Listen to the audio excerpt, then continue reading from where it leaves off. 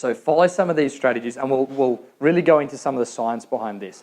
We've talked about the energy systems. Yeah, if you take it all the way back to yesterday morning, we talked about the energy systems and how different thresholds and different energy systems are trained in different ways, but they also manifest in different ways when you're actually using them in a competition. Let's summarize the 5 main ones. Stored ATP, which you might use for a 20 or a 50 meter sprint.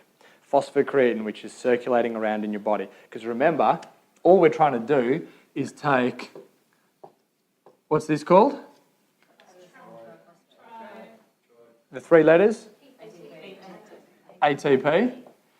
We're trying to break, what's that thing called? A bond. We're trying to break that away. So now we have ADP, adenosine diphosphate, plus this phosphate molecule here. And what effect does it have when we break this bond? It creates energy. Okay, you remember? Good. And then what do our energy systems do? We are trying to do what? Reconnect this guy to these guys here so we can break it down again. Okay, so it's all about that. It's all about optimizing our ability to break down ATP and then reattach that free-floating phosphate molecule. Phosphocreatine, that would be if you're doing like a set of 5 heavy deadlifts, 100 meter sprint. Fast glycolysis, still anaerobic. So remember, there's a negative byproduct of anaerobic, which is what? Hydrogen ions, and it's not. Okay, cool.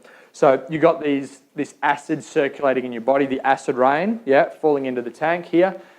The hydrogen ions are a byproduct causing muscle acidity and the inhibition of fast glycolysis. Because if you don't inhibit the production of fast glycolysis and there's too much acid, then you die.